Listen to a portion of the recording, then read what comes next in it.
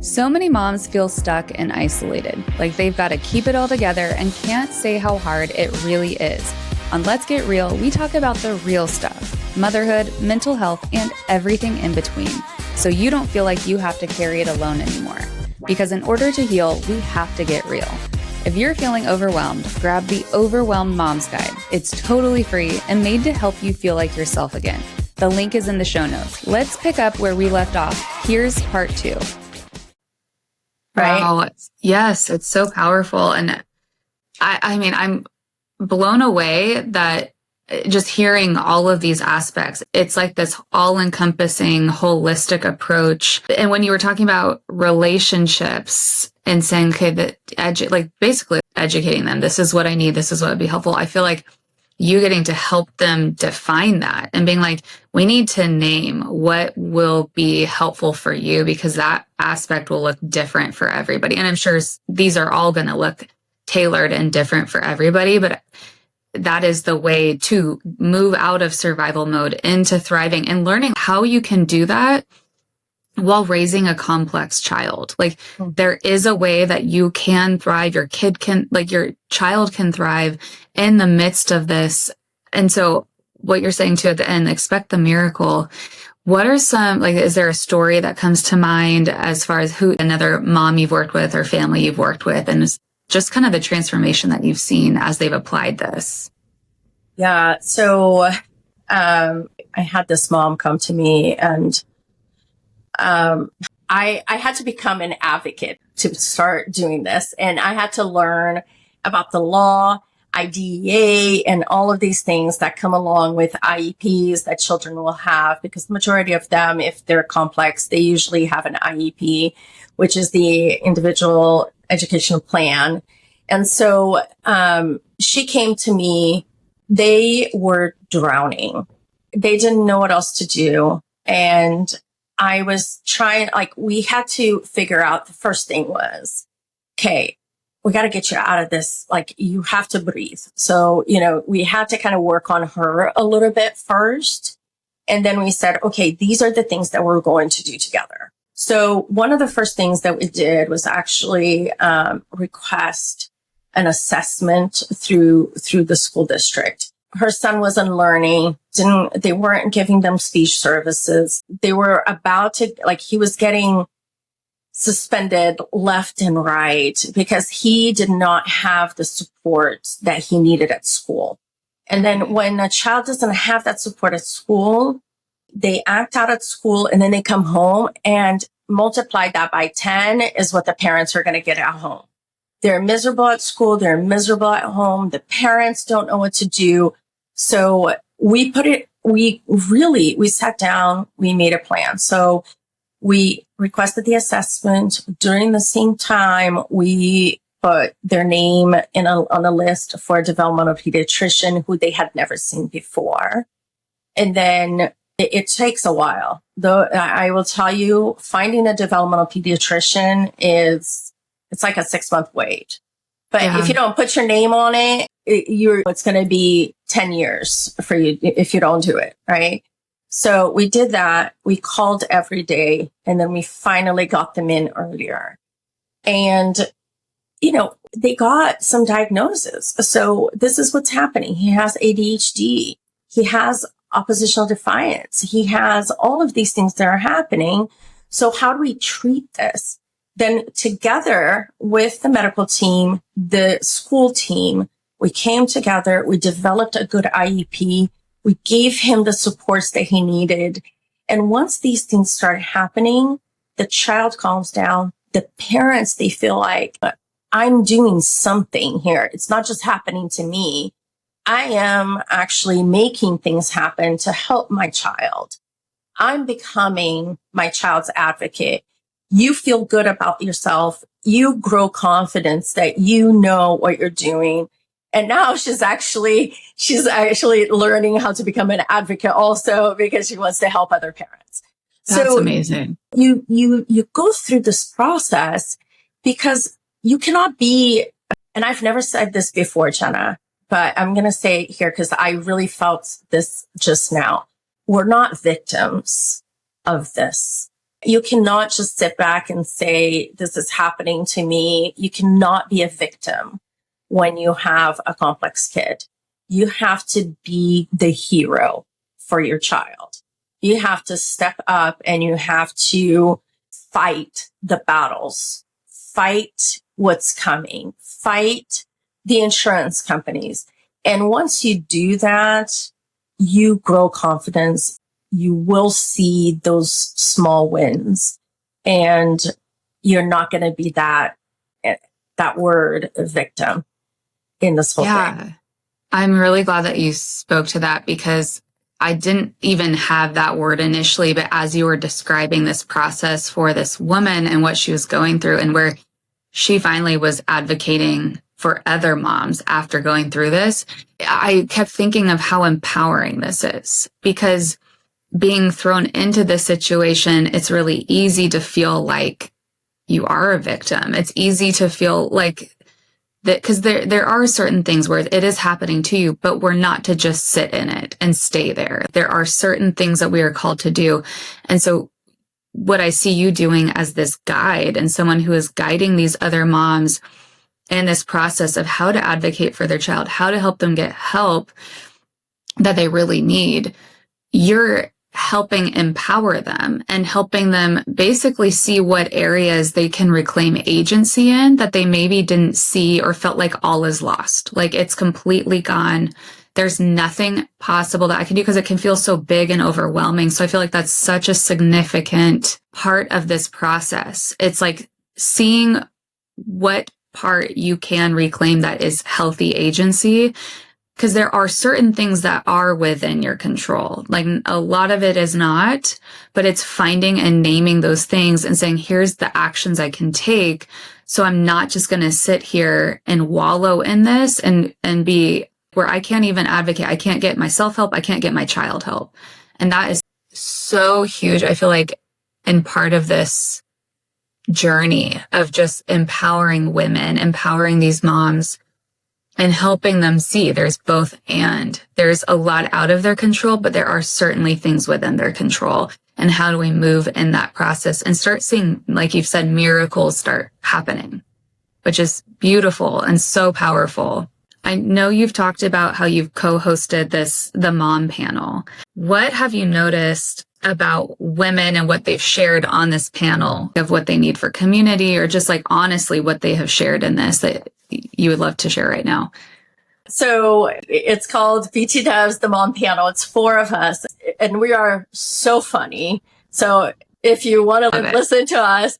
Is it on YouTube, or where can we find it? On Apple or any podcast. So okay. Yes. Perfect. So the panel, it's 4 completely different Black backgrounds. So we have me, I'm Brazilian, living in California with a complex kid. And then there's our Hispanic little girl who lives in Canada now that's trying to speak French and has a 25-year-old daughter and a 1-year-old son.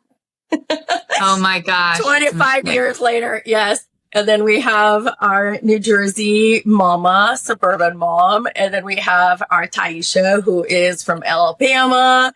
And I tell her all the time, she has to give me a dictionary to understand half the stuff that she says, because I am from Brazil and I just, so we are so funny. But the great thing about this is that the struggles that moms like me are going through. And I think that when other moms are listening, we bring awareness to what is happening. And so like I promise you, I have a completely different point of view on a lot of things that, Taisha down in Alabama is going to have. And so her friends are listening. And, and they're listening and they go, oh, yeah, okay, if somebody has a complex kid, this is kind of how it goes. And then, we have our Jackie, who was the one that brought us together. And she sees this too. And she has a 25-year-old and a 1-year-old. And she's like, am I going to be a mom who's going to have a complex kid? I don't know, because he's still 1. Like, these are things that I need to learn. So anyway, we're funny and we love coming together because I think it brings awareness, not just to what I'm doing, but to what they are doing also, right? And who they are. Jill, she does play therapy. Jackie, she has her like little baby line now. And Taisha just became a doctor and she is kicking butt down in Alabama. So, I mean, we just, we come together and we're moms, all moms above anything. It doesn't matter if you have a complex kid, if you have a 25-year-old, or if you don't, we come together. We're just moms and we laugh and we talk about mom stuff.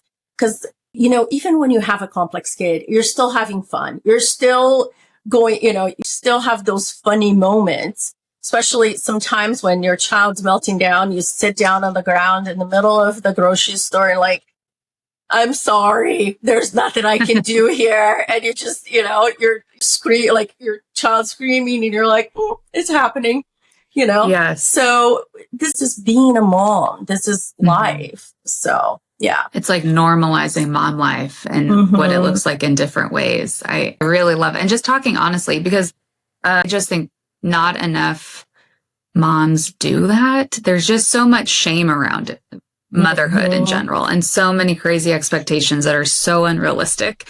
And then we just think we have to suffer in silence and hold it all together by ourselves. And so I really love that you guys have a space that you've made for that, because it's really important, it's powerful, and it helps to bring healing to a lot of these situations that so many women are going through. We're kind of wrapping up here. I would love it if you could just share, because I want you to eventually after this, I want you to share where other women and moms can find you. But can you first kind of define what a complex kid is? So that's a mom would be like, oh, that is me. And now I know who to go to. Okay. To me, I didn't want to differentiate kiddos. All right. You have a kid that has autism. You have a kid who has ADHD. You have a kid that has a rare genetic disorder. Guess what?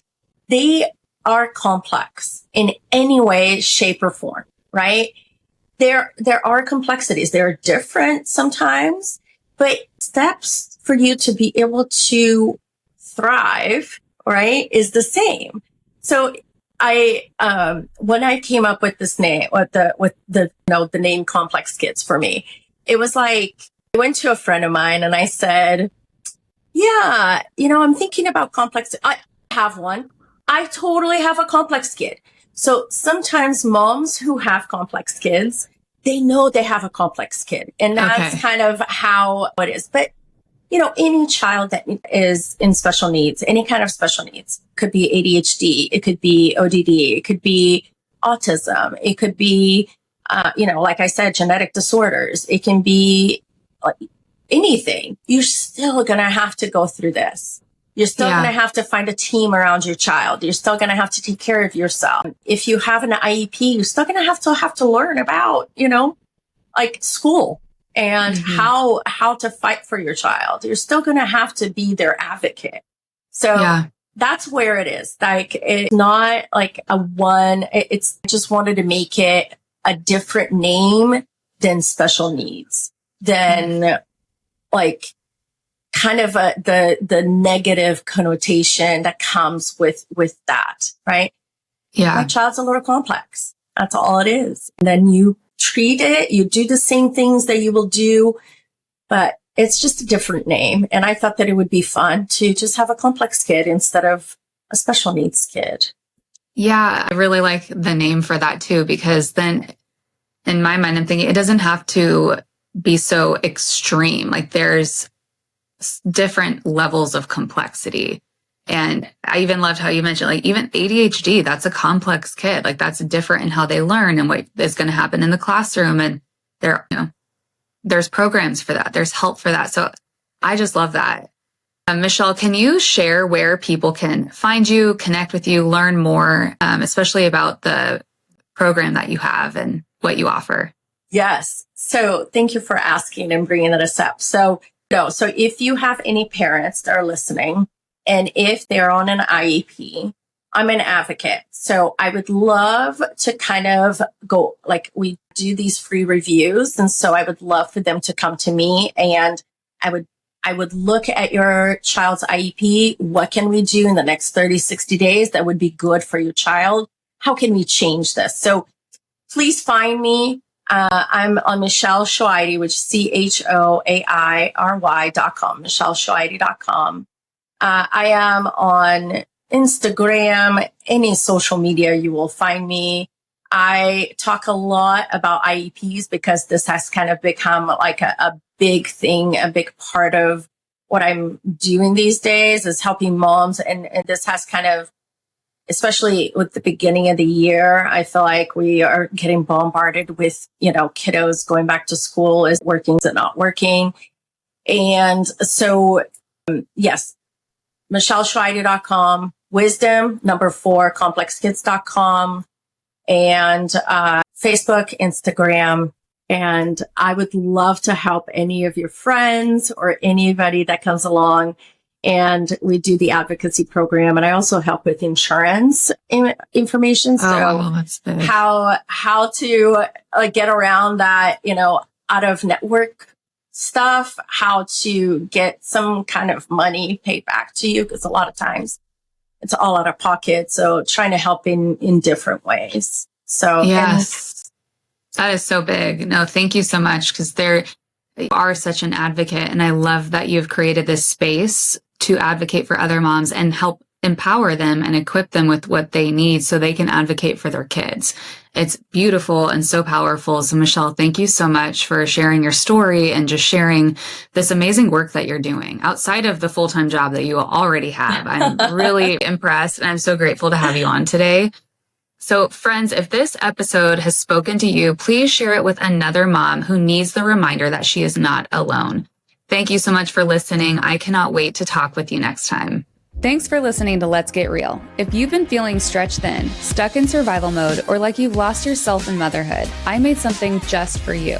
It's called the Overwhelmed Mom's Guide, and it's totally free.